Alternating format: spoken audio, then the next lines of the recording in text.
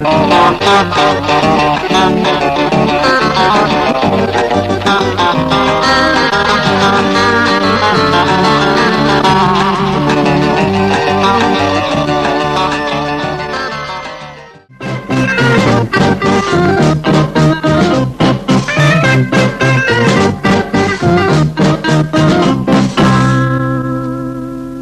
ေမြန်းကားကိုတိုက်လို့ရတဲ့ငွေနဲ့ပစ္စည်းတွေပါဆရာကြီး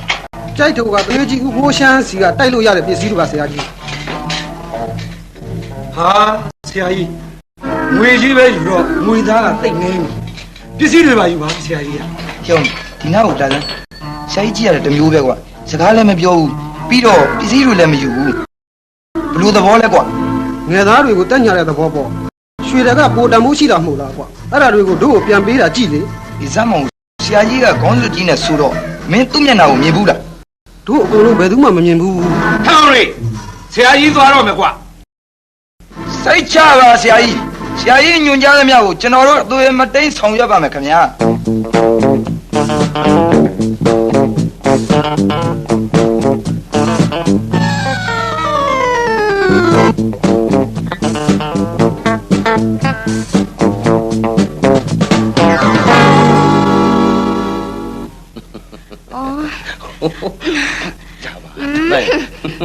ဖဲနော်လွတ်နော်ကိုမိုးကျော်တန်းတန်းစိတ်ဆိုးရည်လားโอ้ချစ်လို့ပဲတန်းတန်းရဲ့ဘယ်လွတ်လို့ဖြစ်ပါမလဲလွတ်ဆိုလွတ်ပဲကိုမိုးကျော်နော်တန်းတန်းကစိတ်ဆိုးတာ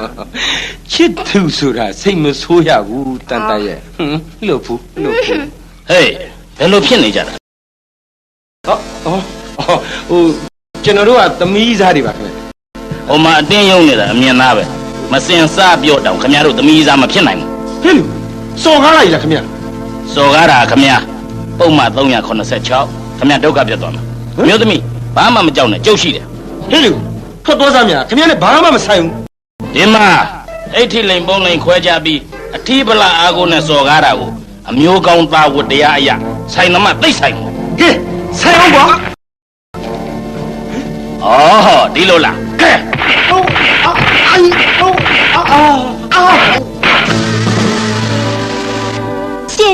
ရှင်ရန်ကာအောက်တန်းကြလာကြီးလားဟင်ကျုပ်ကအမိရဲ့ကဲတင်ရှင်လေကဲတင်ရှင်ပဲဖြစ်ဘာဖြစ်ကျမမိတ်ဆွေကိုဒီလိုအနာတရားဖြစ်အောင်လုပ်တာရှင်မိုက်ရိုင်းတာလေမနာပါဘူးတန်လိုက်ရဲ့ကိုမနာပါဘူးနေစမ်းမအောင်ကျုပ်ကိုမိုက်ရိုင်းနဲ့ပြောအောင်အားနွယ်သူကိုအားကြီးတဲ့ယောက်ျားကအထီးပလာအားကိုနဲ့စော်ကားတဲ့လူကရိုင်းသလားကဲတင်တဲ့လူကရိုင်းသလားအများလုတ်ပုံကသဇင်မန်းကိုချီနဲ့နင်းပြီးဗတိုင်းမွင့်ကိုဖန်ပေါင်းညောင်နဲ့ထဲ့တယ်လို့ဖြစ်နေပြီဗျာအိုးဒါကျမသဘောပါရှင်းနဲ့မဆိုင်ပါဘူးအေးလေမိမစေးမြင့်ပြီးမူရမာယာကျင်းတော်သလင်းဆက်ခင်းတာကျုပ်မှမသိပဲကိုဟင်ကဲခွေးနိုင်ရောဩဒီလိုလားကဲဟမ်ဟဲ့လူမရမ်းရံပြီလားငါတေးဒါလေမိမသားမို့လို့လက်ဝါယောက်ျားကြီးဆိုလက်သီးဟမ်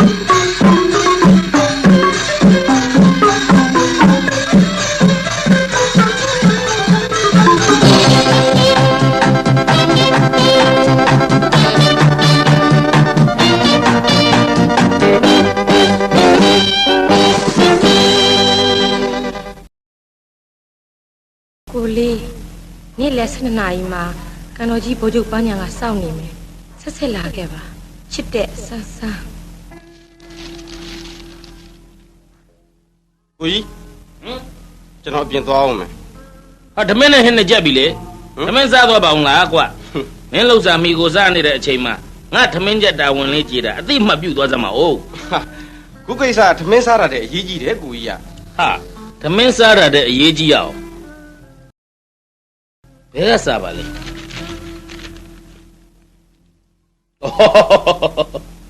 လက်ဆက်တတ်တော့ရေးစားကချိန်နဲ့စားကိုဒီလောက်အဖြစ်သေးတဲ့ကောင်သမင်းစားပြီးမှကိုလိုက်ကြည့်အောင်လူပုံကအိုးရိုးအားရနဲ့ဒီလိုကောင်ရေးစားထားလို့သူ့လိုအကောင်ရေးစားနဲ့တွေ့တော့ဘာပြောတတ်မှာမို့တော့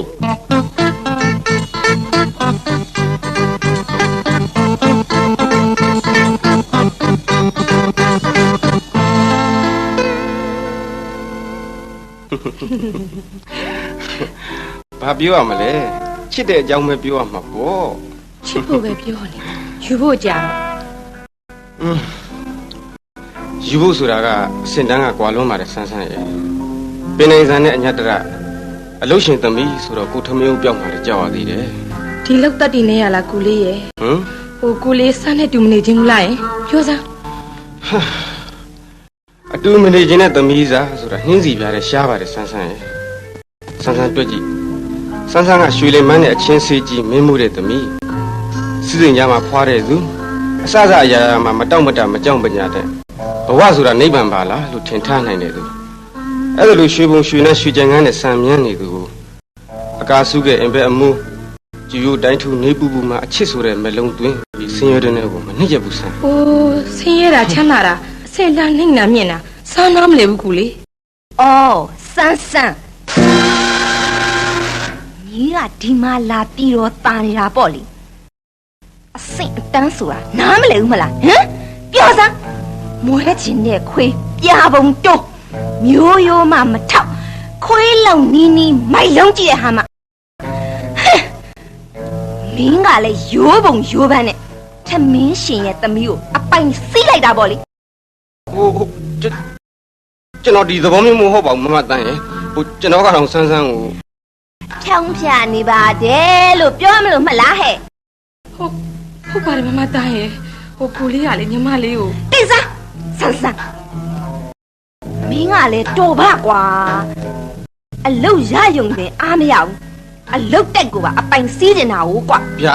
ပရေဘောအိတ်ပရေနာစာခွေးချင်းနဲ့ ဟဲ့စွာလိုက်လား ဟင်ရှင် လူပြိုလေးတစ်ယောက်နဲ့အပြိုလေးတစ်ယောက်သမီးစားဖြစ်ကြတာကိုခွေးကြံလို့ပြောရင်တကဘာလုံးမှာရှိတဲ့သမီးစားတွေအကုန်လုံးခွေးဖြစ်ကုန်ကုန်ပေါ့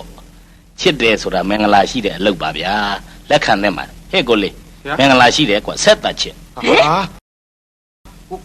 ကိုကြီးရလေဗျာ ဘာလဲမင်းကကြောက်လို့လားမစိုးရိမ်ပါနဲ့ကွာတို့ကယောက်ျားလေးတွေပဲသူတို့ဒုံးနဲ့ဖက်ပြီးနဘာမလုံးရဲပါဘူး ရှင်တော်တော်စီးစီးပိုးပိုးပြောနော်ရှင်ညီကကျမညီမရဲ့စီးစိမ်ကိုအပိုင်ကြံချင်လို့ယာယာဆဆတက်ကြိုက်တာဦးများ နေသမောင်ရာရာဆဆတက်ကြိုက်လို့ပြောရအောင်ခမ ညမကိုခမအမေကိုဝင်ရှိတော့ငါရွှေမှုန့်နေစိန်မှုန့်နေချင်းချင်းတက်လာဆက်လိုက်ပြရက်ပြီးထွက်လာတဲ့လူချင်းပဲဗျာလှုပ်ရှင်သမီးကိုအလုတ်သမားတယောက်ကမချစ်ရမကြက်ရဘူးလို့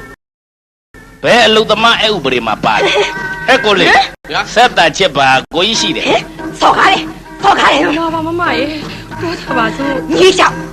ဒီလိုအောက်တန်းစားကလေးကချေပညာမဲ့တွေအစော်ကားခံရတာ ဒီကောင်ကျုပ်ကိုပညာမဲ့လို့ပြောအောင်ခမပညာတွေဘလောက်တတ်လို့တော့ ကျမကတက်ကတူမှာတတိယနှစ်ရှစ် ဩကျုပ်ကတက္ကသိုလ်ကထွက်လာတာတတ္တရနဲ့ခမကျုပ်အဆင်ရအောင်နောက်ထပ်၄နှစ်လောက်ကြိုးစားအောင် အိုးရှင့်အစင်ကဘာမို့တော့ ဘွဲရအလုံးလက်မဲ့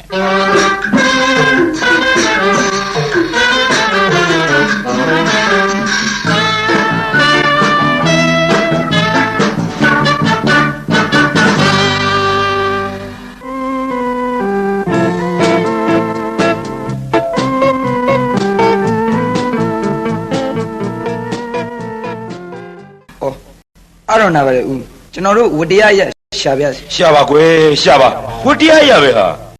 ဩမမေပွဲယုံနဲ့တေချာလိုက်ပြလိုက်ပါကွယ် အချက်ချအချက် ဦးထင်တော့ဦးပွဲယုံစီးပွားတက်နေတာကိုမလို့သူတွေကသတင်းပေးတာဖြစ်ပါလိမ့်မယ် ဒါလည်းဖြစ်နိုင်ပါလေလေဒါနဲ့ဥပွဲယုံမှာအဝင်ထွက်ရှိသူကျွန်တော်သိပြစေလားဦး အဝင်ထွက်ရှုသူတွေကတော့ဦးရဲ့ဦးသမီးနှစ်ယောက်ရဲ့ခုနဒလောမမဲရဲ့စီလီမောင်ကိုလီရဲ့ဒါပဲဩဟေးမေ့နေလို့ဟိုစက်တရေလေးမောင်မိုးကျော်ဆိုတာရှိသေးတယ်ကွယ်ဟိုသူကဦးသမီးအကြီးတန်းတန်းနဲ့စစ်သက်ထားတဲ့သူကွယ် ဟောဒီလိုပါဦးတန်းတန်းနဲ့ကျွန်တော်နဲ့ကဟိုက်စကူးတုန်းကကျောင်းနေပဲပါဟောတန်းနဲ့ခုတန်းတန်းတယောက်ရော သမီးကြီးလားမောင်မိုးကျော်နဲ့အင်းယာဆိုလားဘိုလ်ချုပ်ပန်းညံဆိုလား ဟ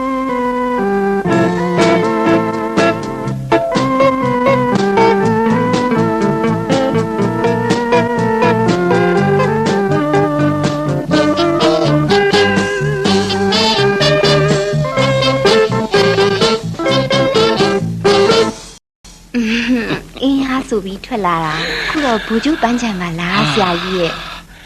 အေးရာရောဘူချုပ်ပန်းညာရောဟာချစ်သူတို့နေမည်ပဲဥစ္စာ သူ့ကိုဘသူကချစ်တယ်ပြောသေးလို့လေ ဟာ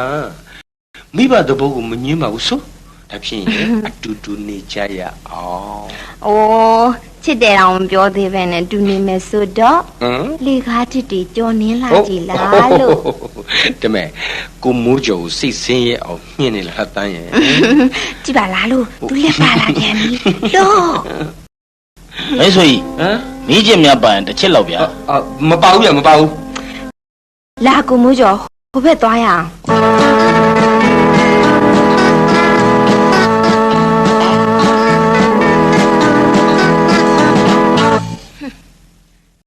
ကဲပါပဲဒီနေ့မှလာတွေ့နေရသေးတယ် ဟုတ်ပါရဲ့သူမို့အားရရ ။ तू ကအမြဲအားတယ်အလုတ်လက်မဲ့လी အေးလေဒီလိုပညာမဲ့အစုပ်ပလုတ်တွေဘယ်အလုပ်ရှိပါမလဲတန်း ။ तू ကဘွဲရပြီးသားတယ် ဘယ်သူကပြောလဲ ။ तू ကပြောတာပဲလी ငါမယုံငါမရမေးကြည့်ဆိုတာမျိုးလားဒီလိုပုံပန်းမျိုးကလေဘွဲရပညာတတ်မဖြစ်နိုင်ဘူးဗျ ဘာနေစမ်းမအောင်ကျုပ်ပုံပန်းကဘွဲရပညာတတ်မဖြစ်နိုင်ဘူးဆိုတော့ဘွဲရတယောက်ဟာဘယ်လိုပုံပန်းတရံရှိရမယ်လို့နိုင်ငံတကာပညာရေးကောင်စီကထုလုပ်ထားတဲ့ဗဟုယုံများရှိပါသလား ဟုတ် ကျုပ်ကိုပညာမဲ့လို့ပြောအောင်ဘာအတောက်ထားနဲ့ပြောတာလဲ ဒါမဲ့ပညာတတ်တယောက်ဟာအဝတ်အစားပြောင်ပြောင်ရောင်ရောင်တော့ဝေးရမှာပေါ့ဗျ အဝတ်အစားပြောင်ပြောင်ရောင်ဝတ်တိုင်းမှာပညာတတ်လို့သတ်မှတ်ရမယ်ဆိုရင်ဒီခေတ်မှာမောင်ခိုချနေတဲ့လူတွေကပိဋကအိုးကွဲကုန်တော့ပေါ့ အဝတ်အစားကိုဘေးချိလိုက်စမ်းပါ ချိတ်လိုက်ပါပြီ ဒါမဲ့ခမည်းအပြုတ်အမှုကအောက်တန်းကြလို့ပြောတာသူများချစ်သူနှစ်ဦးလွတ်လွတ်လပ်လပ်နေတဲ့နေရာခမည်းဘာလို့လာနှောက်ရှက်ဟမ် ဟုတ်တယ်ရှင်ကတမင်လိုက်နှောက်ရှက်တာတော့လွန်လွန်းနေရှင် ဒီမှာဗျဘိုလ်ချုပ်ပန်းညံဆိုတာကကာယညာနာလှုပ်သားတွေနဲ့သူတို့သားသမီးတွေစိတ်တကာယအပန်းဖြေဖို့ထားတဲ့နေရာ ဘာဖြစ်လဲ တွဲတွေထင်နိုင်ကျဲဘူးဘယ်မျိုးတော်ဝင်ကတတ်မှတ်ထား ဟင်ရှင် ကဲအလို့အတွက်စိတ်အပင်ပန်းလာဖြေတဲ့ကျုပ်နဲ့ဟိုကြောင်ရှာဒီကြောင်ရှာဘာလာညာလာပေါ့လေအဲ့ဒီလိုလူမျိုးတွေနဲ့ဘယ်သူကအောက်တန်းကြတယ်ဆိုတာမြမအတန်ကတဆင့်တိုင်းပြည်ကိုမေးမလားပြောလေ ဟားတယ်ဆော့ကားတယ် တော်တော်လူဘောရတယ်ငါတဲ လာလေလာလေမိမသားဆိုလက်ဝါယောက်ျားကြီးဆိုလက်သီး ဟမ်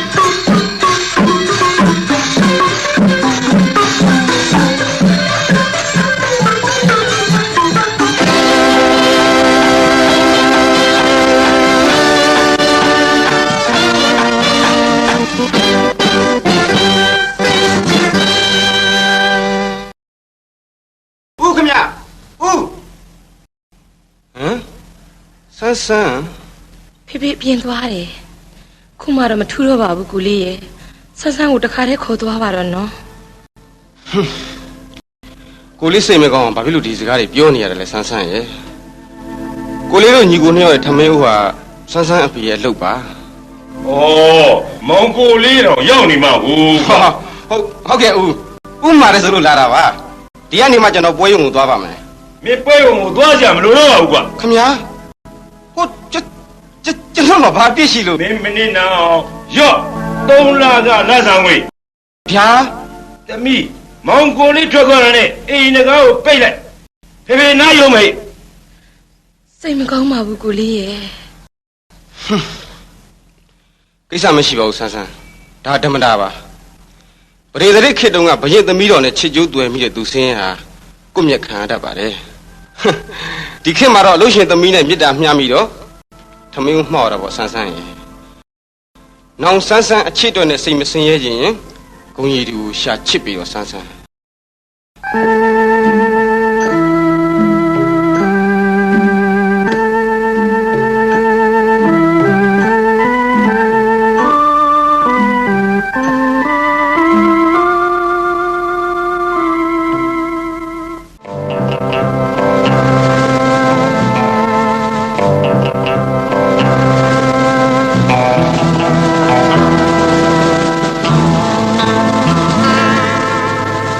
ဘာအလုတ်ပြုတ်သွားပြီဟုတ်လား ဟုတ်တယ်ကိုကြီး ကဲငါကြပြီပေါ့ကွာငါမပြေးသားအောင်နာဘာလို့မှမရှိဘူးဆိုတာမင်းမသိဘူးလားနေစမ်းမအောင်အလုတ်ပြုတ်အောင်မင်းကဘာအပြစ်ကျူးလွန်လို့လဲငါ့ကိုမှန်မှန်ပြောစမ်း အလို့ရှင်သမီးနဲ့ချစ်မိတဲ့အပြစ်ပဲကျွန်တော်မှရှိပါတယ်ကိုကြီးရဲ့ ဟမ်ဒါအပြစ်လားကွာဒါအပြစ်လားအဲ့ဒါအပြစ်မဟုတ်ဘူးအ ချစ်ကိုအပြစ်လို့ပြီး तू ဖြုတ်ချင်နိုင်ဖြုတ်လို့ရမလားဟဲ့ကောင်မင်းအလုပ်ရှင်နဲ့ငါသွားတွေ့မယ် ဟာနေပါစေကိုကြီးရဲ့ကျွန်တော်ဖာသာတခြားမှာလှုပ်ရှားပါမယ် အောင်မမင်းအလုပ်ရှာတာလွယ်တယ်အောင်မေ့လို့လားဟမ်အလုပ်ရှာတာလွယ်တယ်အောင်မေ့လို့လားမင်းတခြားလူကိုမကြည့်နဲ့ငါ့ကိုကြည့်ဝက်လက်မှတ်ကြီးကိုင်းပြီးတော့အလုပ်မျိုးရှောက်ထိုင်လိုက်ရတဲ့အင်တာဗျူးထိုင်ရလုံးအားကြီးလို့လူတောင်ကလထိုင်ပုံပေါက်နေပြီဘယ်မှာအလုပ်ကရလို့လဲဒီမှာကိုလေး ဗျာ မင်းဘာမှငါ့ကိုတားမနေနဲ့မင်းအလုပ်ရှင်နဲ့ငါကိုယ်တိုင်တွေ့ရမယ်ဒီကိစ္စငုံခန်းနေလို့မဖြစ်ဘူးအပေါ်ရန်တကိုးထက်ပြီးမတော်လှန်မတိုးတက်တဲ့မင်းရဲ့အလုပ်ရှင်ကိုသွေးတစ်စက်နဲ့တစ်စက္ကန့်ကြံတဲ့အထိတိုက်ယူရမယ်ဒီအတိုင်းကြည့်နေလို့မဖြစ်ဘူးကွာ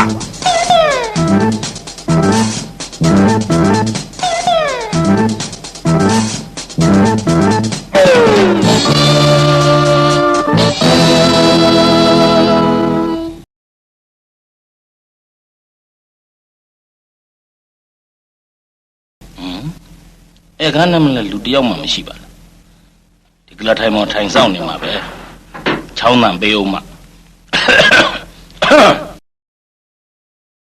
ရှင်သိရိုင်းပါလားရှင်ကိုဘသူကထိုင်ခွင့်ပေးလို့ဒီကလထိုင်ပေါ်မှာထိုင်ရတာတုံး ကလထိုင်ဆိုတာထိုင်စရာပဲဗျ ဟင် ထိုင်စရာပေါ်မှာထိုင်တဲ့လူကိုရိုင်းတယ်လို့မပြောရဘူးအလိုက်သိတယ်လို့ခေါ်တယ် အောင်မေ ပွဲစားကြီးဆိုတဲ့ခမရအဖေရော ဘာကိစ္စလဲကွက်မောင်ရ ဟောကျွန်တော်ညီမောင်ကိုလေးကိုဘာဖြစ်လို့အလောက်ကထုတ်ပြတယ် ဘလို့ချင်းလို့ ဟာလွယ်လိုက်လား လွဲပါလေကွာနှစ်နာကြီးအဖြစ်3လဆောင်ကိုထုတ်ပြလိုက်ရ 3လကလွန်လို့ငါရင်ရောဘယ်နဲ့လုံးမလဲ ဒါငါလို့မဟုတ်ဘူး အလောက်ကထုတ်ပြလိုက်တဲ့အပြစ်ကိုလေးမှာဘာရှိတယ်ဆိုတာပြောရမှာခမရအလုံး အော်အပြစ်ရှိလို့ထုတ်ပြစ်တာဗောရှင် ခမရညမနဲ့ဖြစ်တာအပြစ်လား ဟုတ်တယ်ဒါပဲ ချစ်တာကြိုက်တာအပြစ်လားဗျချစ်တယ်ကြိုက်တယ်ဆိုတာအပြစ်မဟုတ်ဘူးနှလုံးသားကချင်းချင်းတက်တာနှလုံးသားကချင်းချင်းတက်လာရင်ဘာနဲ့ဖြည်းဖြည်းမပြေဘူးဘာနဲ့ဖြောက်ဖြောက်မပြောက်ဘူးချစ်မှကိုပြောက်တာချစ်တယ်ဆိုတာအလှတရားပါဗျာလက်ခံမှုကောင်းပါတယ်မုန်းတယ်ဆိုတာမှအကြီးတန်းတာခင်ဗျားကျုပ်ကမုန်းတယ်မလားဒါကြောင့်အကြီးတန်းတာ အမေသူလှလောင်ဒီကပဲသူ့ကိုချစ်ရတော့မယ် သဘောကိုပြောတာပါဗျာမချစ်လိုက်ပါနဲ့ဥတားပေးပါဦး ကြည်စမ်းဖေဖေဒီလူဘာဝနေပုံကြည်စမ်း ဒီမှာဥ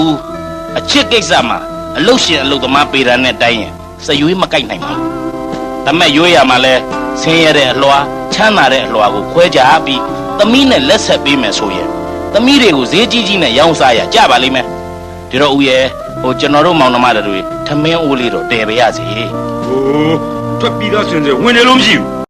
ထွေးပြီးသားတို့တွေ ဝေးပြီးသားစရွေးကိုပြန်မမြုံရင်ဥငိုရပါလိမ့်မယ်ဒီမှာဦးကျွန်တော်အနေနဲ့စားဆောင်နေကြနေရကနေအလုတ်ရှင်သမီးကိုချစ်မိလို့အလုတ်ပြုတ်ရတဲ့အလုတ်သမားအဖြစ်ကိုတိုင်းပြည်ကိုတင်ပြရင်းဦးနဲ့ကျွန်တော်ဝါနိစ္စပရိပက္ခခုံရုံးမှာအပြုံးနဲ့ရင်ဆိုင်ကြတာပေါ့ကိုသမီးရေးစားထားတဲ့ကိစ္စတိုင်းပြည်ပြည်သည်အရှက်ကွဲခံမလားကျွန်တော်ညီကိုအလုတ်ပြန်ခံမလား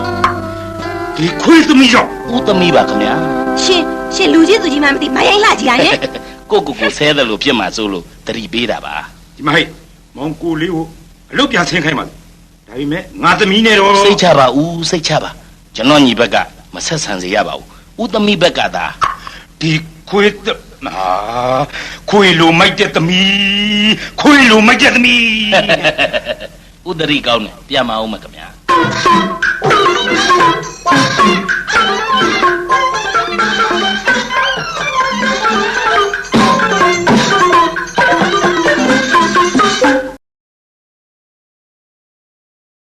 ဟေးမမဲ ဟိုင်းမိုးကျော်ဆာဘာကိစ္စ ရော့အန်ဂလိုင်းပေးလိုက်လက်ဖိတ်အိုးနဲ့ပကံလုံးနေပရက်ဇင့်ပေးဖို့ဆိုလား အချာကျွန်တော်မှာသွားတယ်ဆာ ဟာ ဟိုမောင်ကိုလေးလာရင်နဲ့လက်ဆောင်ပေးမဲ့အိမ်ကိုသွားတယ်ပေးခိုင်းလိုက်မယ်ဆာစိတ်ချ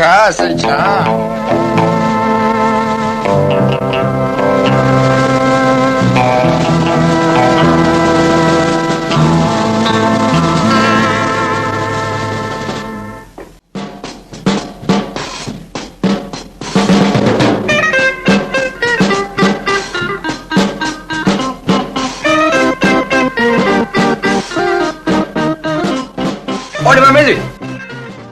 ခဏဘယ်ကောင်းလို့လဲခင်ဗျ ဦးကျင်စွာရင် ဘာကိစ္စပါလဲ ဟာသူသမီးမင်္ဂလာဆောင်အတွက်လက်ဖွဲ့ ဟောဒါနဲ့တောင်ဝင်ရခဏကြည့်ပြလိုက်ဟာဒီမှာဘိန်းလို့ပါလားဗျ ဗျာ ဟာဟိုကျွန်တော်ဘာမှမသိရပါဘူးခင်ဗျာ ကဲပါလေစကန်းကြမှာကြည့်ချင်တာပေါ့ ဟမ်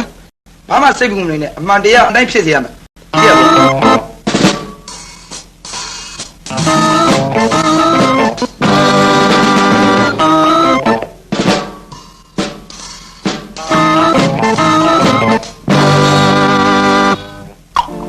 လောက်ကြပါကွာဟမ်သမီးနဲ့ဖြစ်တော့အလောက်ကထုတ်ပြတယ်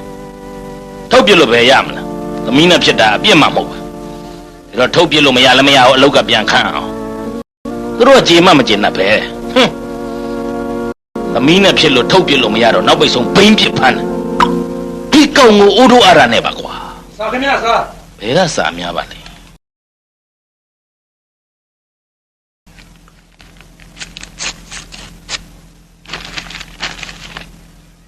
အေးကောင်ကြီး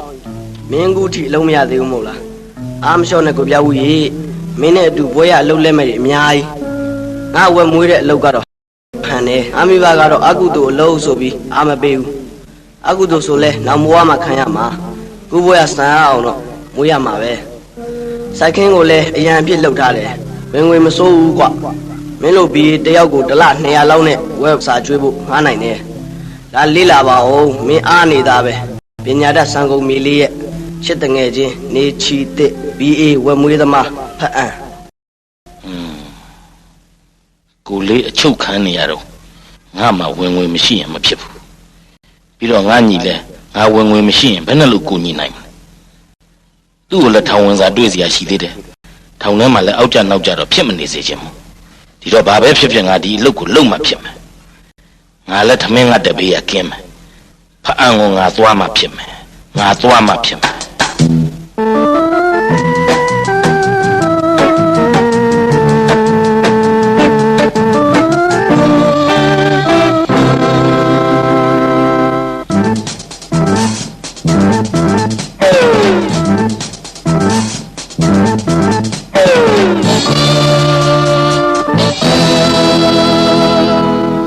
ရော့အမ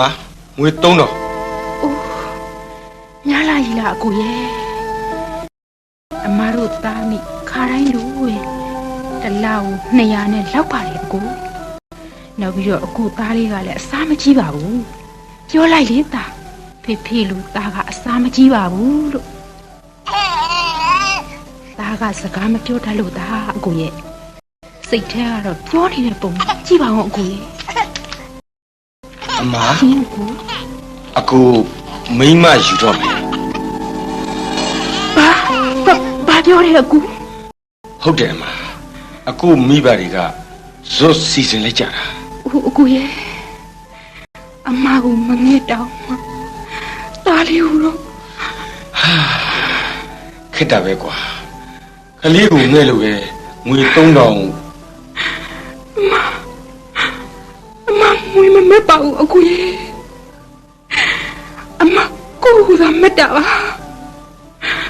အမတို့တာအမီစီမအကူတသေးလုံးလာနေစမ်းပါအမလေးစီတောင်ကိုကောင်းမှုချွတ်ပြီး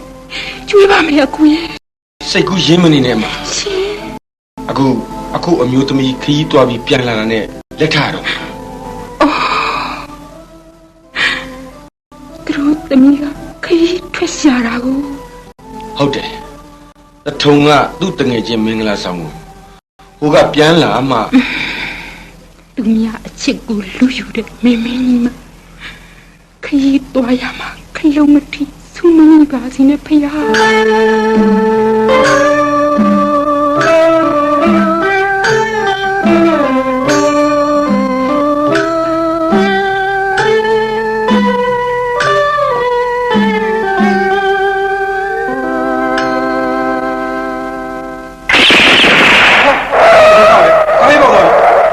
သွားပြီတော့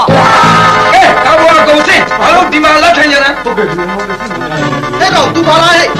ပါလေဒီနာပဲဆရာကြီးညွှန်ကြားလိုက်တာဒီကားပဲဒီမှာတော့တက်တက်နေပါလို့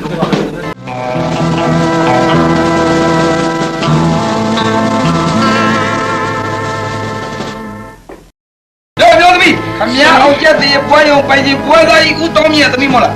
ဟုတ်ပါတယ်ဟိုဖေဖေနဲ့တီလို့လားယင် စားကတော့မသိပါဘူး ခုမှငွေသွင်းငွေယူကိစ္စနဲ့သိရမှာပါ ရှင် ဟိုမင်းကလည်းဝင့်နေလိုက်တာဒီမဟာမျိုးသမီးခင်ဗျားကိုကျုပ်တို့ပြန်ပေးဆွဲတာပဲဟဲ့ကောင်ဟဲ့လေကျန်တဲ့လူတွေကြွားပြည်စည်းတွေတောင်းပြန်လို့လိုက်ဟဲ့လူဘာလဲကုန်တောင်း ကျိုးအိတ်ထဲမှာတကြက်နဲ့ပြား20ပဲပါတယ်ယူမလား ဘာလဲခင်ဗျားနောက်ထားလားငါတင်နဲ့ထူးလိုက်လို့တေသွားမယ်သိလား အိုးမလုပ်ပါနဲ့ရှင် ဒီစားမခင်ဗျားလည်းဘာဆိုင်လို့ အိုးသူကကျမယောက်ျားရှင် အနဖူးစာရွာလဲဆိုတော့တဲဟုတ်ပါလား ဒါလည်းရနဖူးစာရွာလဲဆိုတာ ဩဟိုကျွန်တော်တို့လင်မယားနှစ်ယောက်ကနဖူးစာပါလို့ရန်ကုန်မှာမင်္ဂလာဆောင်ပြီးဒီရွာတွေဘက်ကိုအလဲရောက်လာတာလို့နော်အချစ်နော်ချစ်လို့ ဟုတ်တာပေါ့မောင်ရဲ့ ဟာကြတယ်ဟဲ့သမီးရောသမက်ရောဆိုတော့ငွေတူရတာပေါ့မရလဲနှလုံးရိုင်လဲကွာအေး ဟာဟိုတတ်တော့မတတ်ပါနဲ့ဗျာဟိုကျွန်တော်ရောက်ခမကြီးကရွေးမှာပါမကြောက်ပါနဲ့ချစ်ရဲ့မောင်တယောက်လုံးရှိသားပဲကျွန်တော်တို့လင်မယားကသိတ်ချစ်ကြတာဗျနော်ချစ်နော်ချစ်လို့ ဟုတ်တာပေါ့မောင်ရဲ့ ကဲကျန်တဲ့လူတွေသွားကြရိုင်းပါအောင်ချက်တွေပွဲရောငွေတောင်းတဲ့စာပေးလိုက်ဒီလင်မြောက်စကားခေါ်ခဲ့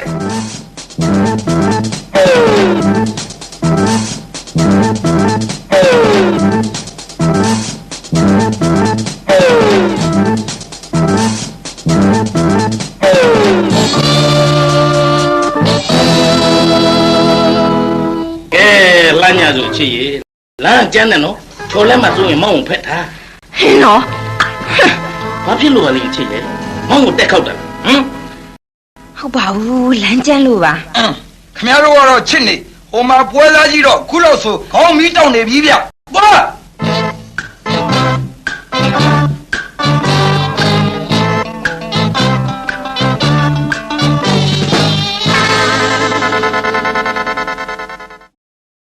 ဥတော့ခေါင်းမီးတောက်နေပြီမောင်မိုးကျော်ငွေတောင်းတဲ့စာထဲမှာသမီးရောသမက်ရောဆိုတော့ဥကမောင်မိုးကျော်ပါသွားတယ်ထင်နေတာခုတော့ ကြည့်လို့ပါဦးရဲ့ကျွန်တော်အဖြစ်ကကောင်းမီတောက်ရုံဒါမဟုတ်ဘူးနှလုံးသားမှာမိလုံးတဲ့အဖြစ်မျိုးပါဗျာ စာသမီးလင်းနောက်လိုက်တာကောမဖြစ်နိုင်ဘူးလားစာ โอ้မောင်မိုးကျော်ကဒီမှာပဲဟာဘယ်နဲ့လို့ဖြစ်နိုင်မလဲ သူကွန်ပျူတာမရှိလို့ချစ်တဲ့သူနောက်လိုက်ရင်ကော ဟဲ့ကလားတိတ်ဆက်တော့ သူပြောတာလေစဉ်းစားကြရပဲကွာခုတော့ခေါင်းရှုပ်အလုတ်ရှုပ်ပဲအလုတ်မလဲမောင်ကိုလေးကအဖမ်းခံထားရတယ်မဟုတ်လား ဒီကောင်ကလည်းမိုက်ပါတယ်ဗျာလူကြည့်တော့ရိုးပုံရိုးပါနဲ့ဒါကြောင့်ပွဲရုံကိုခဏခဏလာရှာကြတာ နောက်ဆိုရင်တော့ရှားစရာမလိုတော့ပါဘူးအိတ်ထဲကတပ်ပုံထွက်ကြအောင်လက်ကင်ကထုတ်ပြီးချွေးတုပ်အောင်မှ ဟိုလူအိတ်ထဲကဓာတ်ပုံတစ်ပုံထွက်ကြသွားပါလားကောက်ပေးဦးမှာပဲဟမ်ငါတပည့်ရာဇဝင်လူစုမဲတူရဲ့ပုံပါလား ကျမ်းပါပါစာဦးမြင့်ဆွေ အားလုံးမလှုပ်နဲ့တော့အကုန်လုံးပြောင်းကအသက်ပါသွားမယ် ခင်ဗျားလည်းအသက်ပါနိုင်တဲ့မာမက်ခေါ်ဦးမြင့်ဆွေ ဒီလိုပါဦးဥတို့ကတော့မျက်စိရှုပ်နားရှုပ်ဖြစ်ကုန်ပါပဲသူဟာရာဇဝင်လူစိုးဦးမြင့်ဆွေပါဒီပွဲရုံကိုခြေကုပ်ယူပြီးလှုပ်ရှားနေတာအမောင်ကိုလေးဖမ်းခံရတဲ့ဘိန်းကိစ္စကတဲခါသူ့ဦးသမီးကြီးတန်းတန်းပြန်ပြေးဆွဲခံရအောင်လက်ထောက်ချတာသူ ငါသမီးတန်တန်လူဆိုးတွေလွတ်ထဲမှာဘယ်လောက်များဒုက္ခဖြစ်နေရှာမလဲ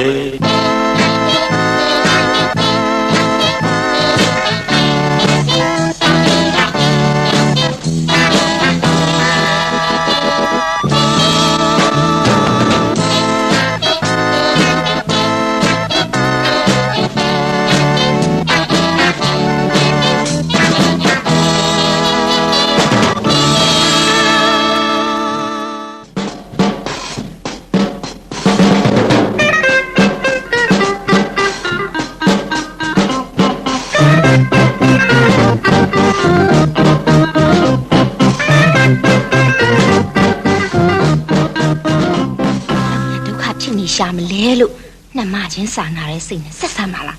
ခုတော့ပိုင်စိုးပိုင်နေအတလွတ်အသားယူနေရရှင်လူမဆောင်နည်းနည်းလေးမှ ရောခဲ့ပြီကျုပ်ကအမိအပေါ်မှာဘာများအသားယူလို့လဲ အော်ဘာများအသားယူလို့လဲဟဲ့လားလာကြည့်သေးတယ်မိန်းမကြီးအချစ်ရဲနဲ့အသားယူတာတမျိုးကျုပ်ကညားကားစားဇနီးမောင်နှံပြတိတ်ချစ်ကြတာဆိုပြီးဖက်လိုက်တာများအယိုးရအောင်ပြည့်ပြည့်နဲ့မြည်နေတယ်လူတကိုယ်လုံးနဲ့ထင်တိုင်းကျဲနေတာပဲ ဒါကတော့ဗျာတရံလို့တရုတ်တူအောင်လို့ပါဟောဘာဖြစ်လို့အမိကကျုပ်ကို မင်းကယောက်ျားလို့ပြောသေးတယ်ဘာလဲသမီးကကျုပ်ကိုမြင်ကြတဲ့တစ်ဖက်သက်မြချစ်သွားသလားဝေးပါသေးတော့ရှင့်လူစားဦးတော်စမ်းပါကြားကြောက်လူရှင်ကြီးကိုရှင်ကြီးကြားတယ်ဆိုဖြစ်နေရဲ့အပြိုလေးပါလို့ဆိုရင်လူဆိုးတွေကဘလက်ကာရလွတ်မှာပဲဆိုပြီးရှင့်ကိုကျမကယောက်ျားလို့ပြောလိုက်တာရှင်ခုမှအေးရမြနဲ့လာတွေ့နေတယ်ဒီလိုလဲသဘောမထားပါနဲ့လေကျုပ်ကလည်းအမိဆန္ဒကိုလိုက်ရောရတာပါဟိုလူတွေရှိမှတော့ရုပ်တည်ရှိအောင်အမူအရာလုပ်ရတာပေါ့ဗျာဘာတော့ကျို့အမူအရာတွေကတကယ်အသက်ပါပြီးအကယ်ဒမီရှော့ပြန်ဖြစ်နေလို့လားသူတို့ကိုရဆိုလက်ဖျားနဲ့တောင်တို့လို့လားအောင်မေတို့ကြည့်ပါလားပါကျိုးသွားမှာပေါ့လူဘာဝလို့ရှင့်ကောင်းထဲမှာဆွဲမှတ်ထားဖို့ကအခြေအနေရဒီလိုဆက်ဆံနေရပြီကျမမှစိတ်ဆက်ပြီးသားလူရှိတယ်ရှင့်မစော်ကားပါဘူးဗျာမစော်ကားပါဘူးဒီမှာဗျခမည်းကခမည်းကိုပွေလားဖက်လားလောက်တာကိုနားနေတယ်ထင်တယ်မလားခမည်းကမစိစပ်ပြီးသားလူနဲ့ဟိုချိန်ဒီချိန်မင်းမစားကျုပ်ကလူပြိုနုနုထွတ်ထွတ်ရီးစားဆိုတာမူးလို့မှရှူစရာမရှိတဲ့အစားအဲ့ဒါခမည်းကခမည်းယောက်ျားပါလို့လူပုံအလဲမှာကျုပ်တဘောကိုမယူပဲနိုင်တဲ့စီးနှင်းပြောလို့ကျုပ်ခမည်းသိခါတော့အကြခံပြီးမဖက်ချင်မလည်းဖဲရမပြောချင်မလည်းပြောရလုံနေရတာနာချင်းနာကျုပ်ကတောင်းနာသေးတယ်ရှင်တော့ပြောရင်ကဲလာပြီကဲဒီလောက်တောင်ဖြစ်လာတာဗျာခမည်းနဲ့ကျုပ်နဲ့တော့အပေးအယူမတည့်တော့ကျုပ်ကလည်းအနာခံသေးတယ်ခမည်းကလည်းပွားစီပြစ်တော့နဲ့အဲ့ဒီတော့ခမည်းလည်းကျုပ်လက်ဖျားနဲ့တော့မတို့တော့မှန်တဲ့အတိုင်းဖွင့်ပြောလိုက်တော့ပြောဒီမှာစောင့်နေတဲ့လူလာသမ်းအောင်ဗျာဘာဖြစ်ကြကြတာလို့မောင်ရဲ့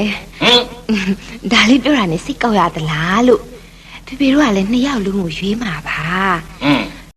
ချစ်တယောက်တည်းခေါ်ရင်ဘယ်လိုက်ပါမလဲချစ်ကမောင်နဲ့မှမခွဲနိုင်တာပဲနော်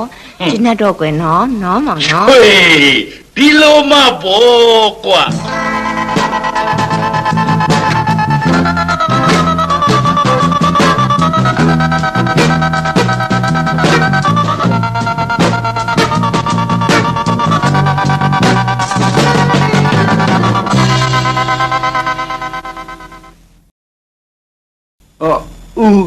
ကျွန်တော်ဟိုမှာရဆိုလို့ဩဦးသမီးကြီးတန်းတန်းနဲ့မောင်မိုးကျော်ကိစ္စအခုတန်းတန်းပြန်ရောက်လာပြီလားဟင်ဟိုဘယ်မှာတော့တန်းတန်း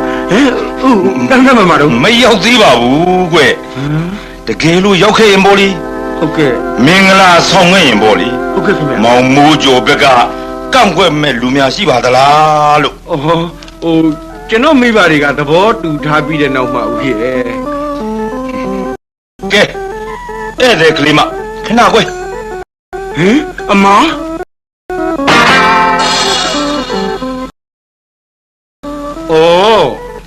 လက်ဆက်တတ်တော့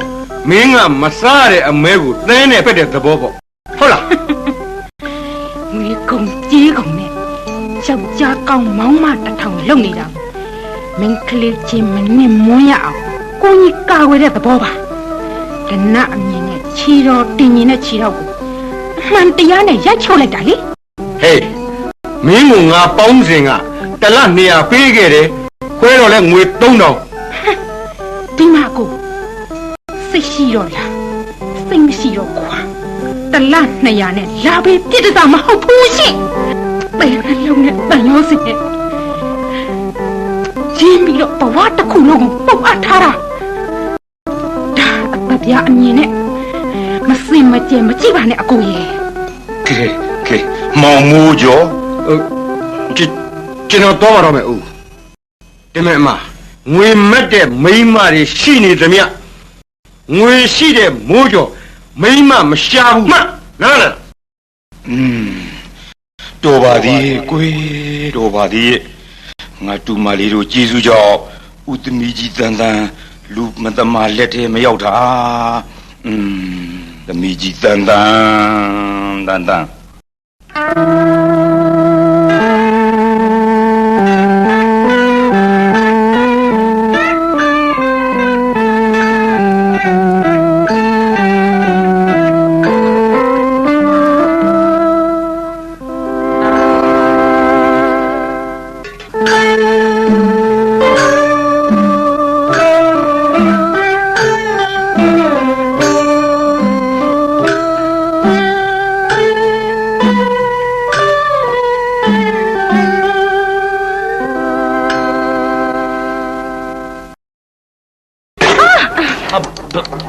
တာလဲဗျာကျွန်တော်ထူပေးပါမယ် နေပါစေကျမဘာသာထားမယ် အသားယူတာမဟုတ်ပါဘူးဗျာတကယ်ကိုကြီးတာနေပေါင်းခမရဘာထလောက်တာလဲ ထမင်းကြီးထသွန်းတာပေါ့ ဟာဘာဖြစ်လို့မစားတာလဲတော့ကြအာဟာရပြတ်နေပါဦးမယ် ဒီလောက်ဒုက္ခတွေမှာစားခြင်းစိမ်မရှိပါဘူး ကျုပ်ကတော့ဆင်းရဲတော့ရလာလို့လားမသိဘူးစားကောင်း ရှင်သာမျိုးရှင်သာစော့ အလုံးဖြစ်နေကြတာတော့ စားလိုက်စမ်းမချေရဲ့မောင်စိတ်မကောင်းအောင်မလုပ်စမ်းမနဲ့ကျွန်တော်မိမစိတ်ဆင်းရဲလို့ထမင်းမစားနိုင်ဘူးဗျအဲ့ဒါကြောင့်ခွန့်ကြွေးနေရတာပါမောင်ချင်းစားလိုက်စမ်းမကွယ်ဒီမှာမိတ်ဆွေခုလို့ကျွန်တော်တို့နှစ်ယောက်ကိုမြင်တော့ခမရตาယာဆိုတဲ့ကျိုးတချင်းတွေကလို့အစာပေးခွန့်ရှာကြချီရီခင်ရီမျှပါလို့လေဆိုတဲ့အပိုက်ကိုတရုပ်ဖောနေတယ်လို့ဖြစ်မနေဘူးလား ဒီမှာကိုလူကျောက်တချင်းကြီးတွေအချင်းပစ္စည်းရောက်တော့တွေမသိဘူးဒါပေမဲ့ခမရတို့လင်မယားတိတ်ချစ်ကြတာတော့ကျုပ်သိ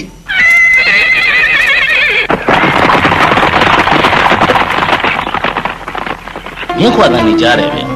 ခမရဆရာတို့မရှိကြဘူးထင်တယ် ဟုတ်တယ်ဒါပဲခဏသွားတယ်ခုပြန်လာမှာကျုပ်ကင်းထဲမှာစောင့်နေတယ်နော်တခြားလူတွေမရှိလို့ရုပ်ရုပ်နဲ့မလုံနဲ့တနတ်တန်နဲ့အတူတေမိနဲ့တစ်တန်နန်သွားရလိမ့်မယ်ကျုပ်သွားမယ်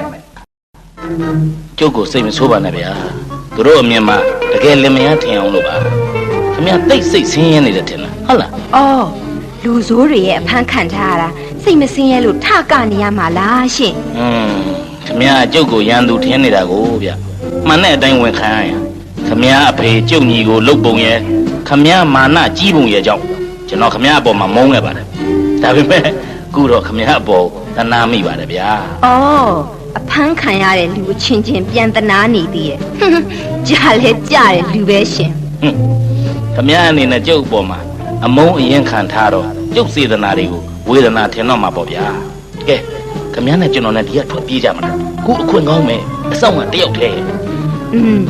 ဒါစဉ်းစားရမယ်ကိစ္စရှင်ကျမတွေ့ရှင်နဲ့လူဆိုးတွေနဲ့ဘယ်သူကအန်ဒီရဲ့ပုံပြီးကြီးတယ်ဆိုတာကိုတွေ့ရမယ် ဟာ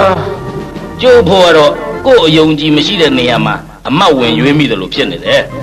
ခမရသဘောပေါ့ဗျာကျုပ်အနေနဲ့ကတော့အတတ်နိုင်ဆုံးစောင့်ရှောက်ကဲတင်မှမယ် ရှင်တကယ်ကျမကိုတနာသလားယင် တကယ်ပါဗျာကြိမ်မယုံမယ်ဆိုရင်ဖျားစုမိုးချိုးပြစ်မွေကြိုက်ဗျာ အိုးတော်ပါတော့ဒါဖြင့်ဒီလိုလို့ဒီနေရာမျိုးကြတော့မိမတွေကညံသွားသဗျာ ရောဓမ္မစောင်းနေတဲ့လူလာသမ်းမအောင်ဗျဒီမှာကျုံမိမဘိုက်အောင်လို့တဲ့ နေတော့ဘလို့ဖြစ်တာလဲဗျာ ဘိုက်အောင်နေလို့တဲ့ဖြစ်ပုံတော့ဗျာဒီလိုဖြစ်တာလေကဲတမပြေးကြစို့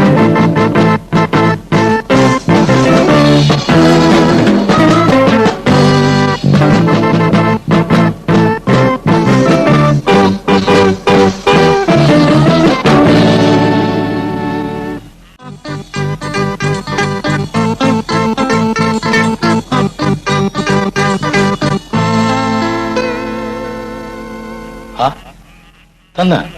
ဘယ်နဲ့ငိုက်နေရတာတော့မလေးဒုက္ခကလည်းကြီးလိုက်တာဗျာအေးရောပေါ့တယောက်တည်းဆိုတော့ဒေါ်ကြီးမြင်မဲတယ်မှာတရေကြောက်တယ်ထင်တယ်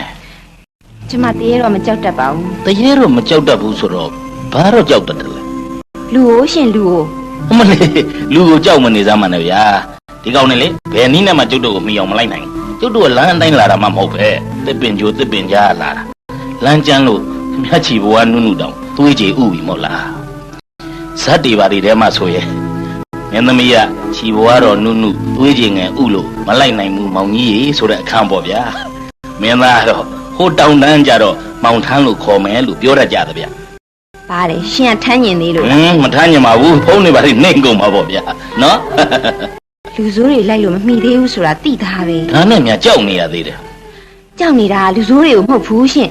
လူဆိုးမှန်လူကောင်းမှန်မသိပဲလူခဲခတ်မရတဲ့ရှင်ကို ဟာဒီလောက်ပေါင်းလာမှတော့ယုံစမ်းပါဗျာ ဘာဒီလောက်ပေါင်းလာရလဲမဲ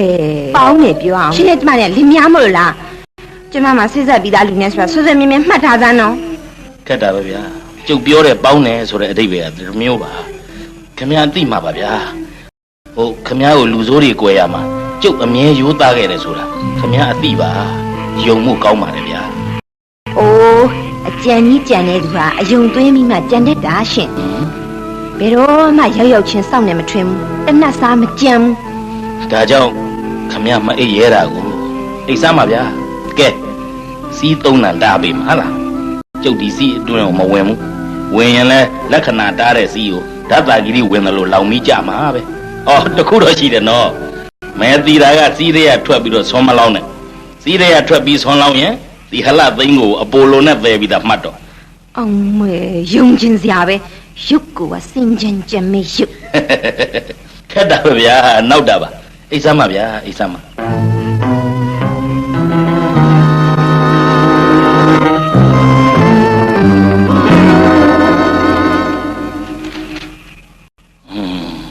အိတ်နေတော့လည်းပါဇက်ကိုပေးလို့တနာစရာသူချမ်းနေရှာမှာပဲငါအင်ကြီးလေးတော့ခြုံထားပေးလိုက်ဦးမှာ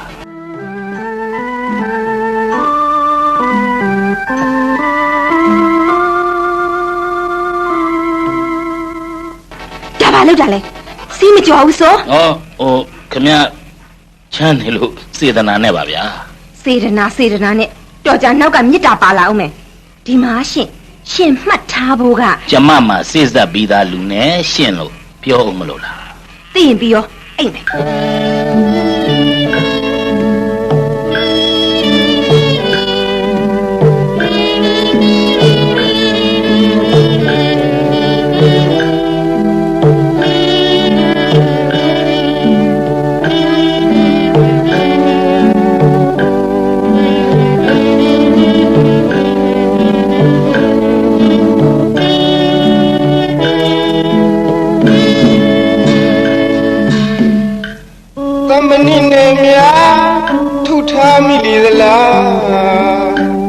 ကြောက်ဆိုင်နဲ့များထူထားလေသလား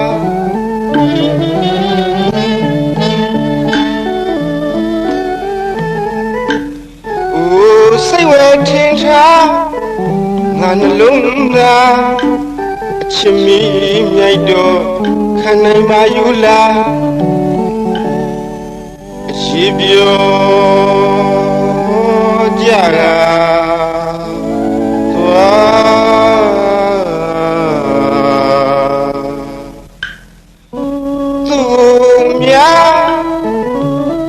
ချစ်မိလေပြီလား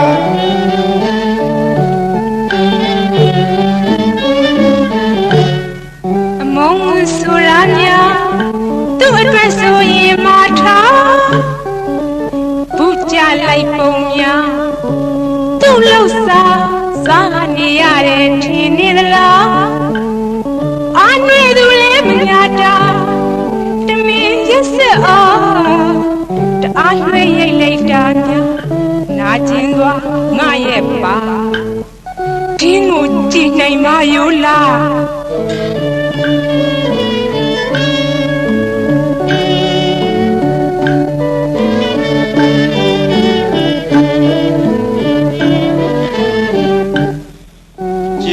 ကြည်ရောင်ဝတ်တော်တောင်းမှမရသေးလားပြီးသမျှပြစ်ဒဏ်ပြုံးနေတာခံမဲ့မဖျားမျိုးလင်းကစွန်စားနေပါရစေလားချစ်များချစ်နိုင်ပါစေသာပြောစမ်းမခင်သဘောထား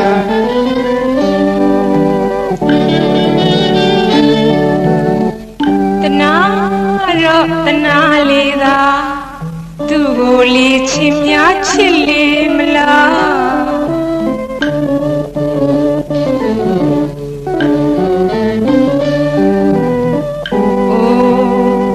ဖြစ်နိုင်တာရီမြောင်စိတ်ရိမ်ကဝေမွေကစားကြည်နိုင်မယောလားရှင်နဲ့ကျမအုံနောက်ထဲမှာတံမိုးရိတ်ခါထားဝေကဘာချာ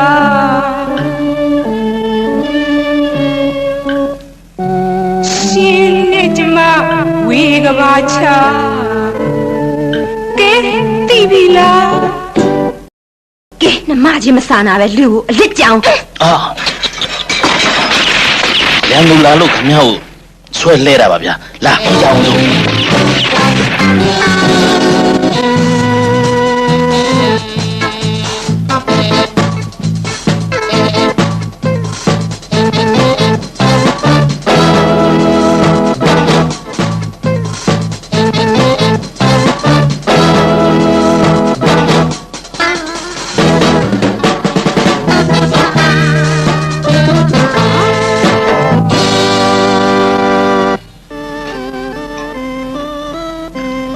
တော်တော်ရက်ဆက်တယ်ဗျာ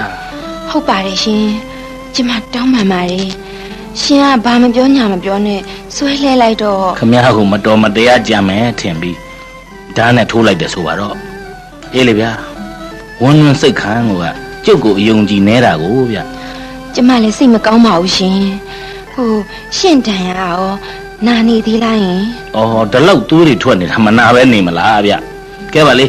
လူနာကိုနောက်မှမေးဟိုးရှိကမီးရောင်နေမြင်နေရတာအဲ့ဒါရွာပဲ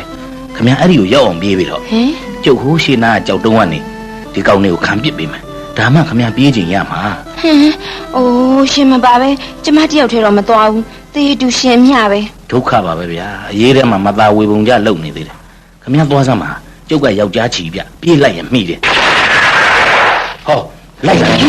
လွတ်ကြပြီလွတ်ကြပြီ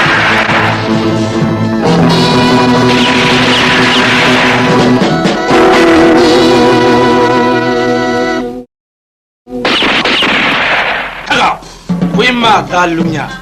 ဘယ်မှာလဲမင်းမမဟုတ်တဲ့ပွဲစားကြီးသမီး မရိုင်းလိုက်လားကွာဟဲ့ဆဲလာဆိုလာနဲ့အမိယုတ်ကနှုတ်တရားနဲ့အဖယုတ်ကကိုကျန်းတယ်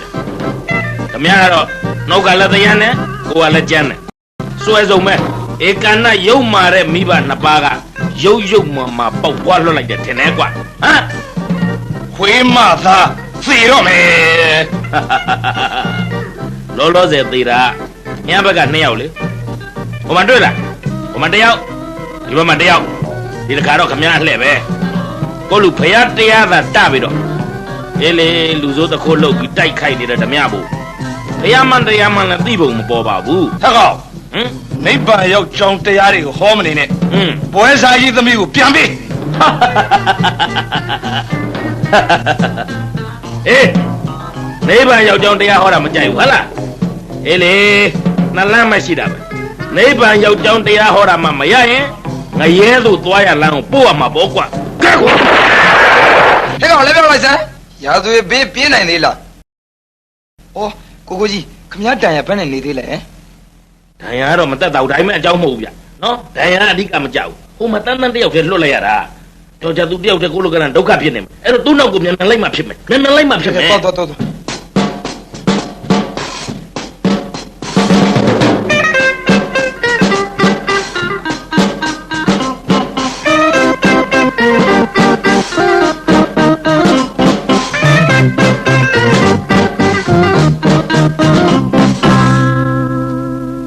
ကဲကိုလေးဗျာစန်းစန်းဦးမင်းတို့အခြေရေးလဲအဆင်ပြေပြီလုပ်ငန်းကြတော့လေဦးလေးရမင်းကိုလွှဲပြီးပြီတမက်ပေမဲ့သားဖြစ်သွားပြီပေါ့ကွာတို့ငားတဲ့အိမ်ကိုလည်းအိမ်ရှင်အောင်ပြန်အပ်မယ်ငါလည်းဖတ်အံသွားမယ် ဟာကျွန်တော်နဲ့ပဲအေးတူပူမြနေပါလားကိုကြီးရဲ့ ဟုတ်သားပဲကိုကြီးရဲ့ဆန်းဆန်းတို့မှလည်းမိသားစုပဲ2ယောက်ရှိတာမှတ်လို့ပြီးတော့ခုဆိုကိုလေးနဲ့ဆန်းဆန်းနဲ့ပတ်သက်ပြီးကိုကြီးနဲ့မိသားစုပါပဲ ရှင်တကယ်ဖအံကိုသွားမှလာရင် ကိုလေးလာဖေဖေစီကနာသွားအောင်နော်ဒီမှာသူတို့2ယောက်ထားခဲ့ပေါ့ ကျမမင်းနေတယ်ရှင်တကယ်သွားမှလား တရားမင်းဆင်းဖြစ်တော့မပြတ်တဲ့ဆုံးဖြတ်ချက်ပဲ ရှင်တော်တော်တတိနေတာပဲ တတိမနဲ့လို့လူစိုးတွေလက်ထဲကနေခမရကိုကယ်လာခဲ့ပြီးပြီမို့လား အိုးဒါကိုပြောတာမဟုတ်ဘူးတတိနေတာမဟုတ်ရင်လေလိန်တာပဲဖြစ်ရမယ် ကျုပ်ဘယ်တော့မှဘသူ့ကိုမှမလိမ်ဘူး ရှင်နှလုံးသားကိုရှင်လိန်နေတာ ဟမ် နှလုံးသားရဲ့လူအင်ကိုမဖွင့်ရဲမအံ့ရဲဘူးမလားဖွင့်တဲ့ရဲ့နဲ့ဇွတ်ပိတ်ထားရင်လောင်းရမိတဲ့ပန်းလိုနွားလျလျကြီးဖြစ်နေမှာပေါ့ရှင် ဩအိပ်ပျော်နေတဲ့လူကိုလှုပ်နှိုးရမှာကျုပ်ဝင်မလေးဘူးဒါပေမဲ့အိတ်ချင်အောင်ဆောင်းတဲ့လူကိုတော့ပုတ်မနှိုးကြဘူးမရနိုင်မှန်းသိရဲ့နဲ့ဖိုးလာမင်းစီမှာသမင်းစီဆန်းရွှေလင်မန်းနဲ့ပေးပါလို့မတောင်းခံတတ်ဘူး ကဲဒီမှာရှင်ကျမမင်္ဂလာဆောင်မလာတော့ဘူးလားဟင် ဘယ်တော့လဲ ရှင်လာတဲ့ရက်ပေါ့ ကျွန်တော်လာတဲ့ရဲ့ ဟုတ်တယ် ဟုတ်သရုသားက ရှင်တော်တော်အ က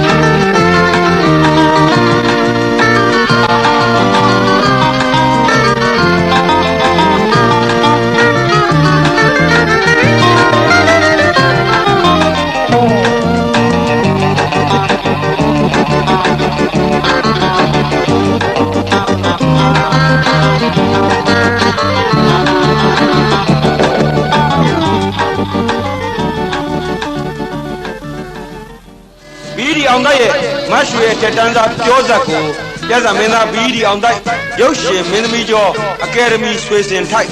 အနုတုတေတီပကြီးလေးဝင်းတပြဆိုကျော်မင်းစော်ဦးနဲ့စန်းစန်းနွဲ့ဦးရွှေတောင်းဆယ်ပြားစေးနဲ့ပြည်စိုးတို့ပါဝင်ထားကြပြီးဇဝင်တင်းများကိုမင်းစော်ဦးနဲ့နှုတ်ယူညွှန်ရွှေတို့ကဂီတာမှုစိုက်ဆိုဖုန်းအောင်ဝင်းအဖွဲ့နဲ့တွဲဖက်ပြီးပြည်စိုးပေးထားကြပါတယ်အတန်းကိုအေဝမ်ဦးစံဦးခင်ဦးနဲ့ဟင်ကျော်စံတို့ကပါရမီစတူဒီယိုမှာအတန်းအမ်းယူပေးကြပြီးတပေါင်းတုတ်ခုမှတေထုတ်လို့ရဲ့ဒုတိယခြေလမ်းအဖြစ်ကိုတန်းလွင်စပယ်ဦးတေးတန်သွင်းကမြန်မာတပီလုံးအတွက်တာဝန်ခံဖြန့်ချီပါကြောင်းသောတာရှင်အပေါင်းတို့ခင်ဗျာ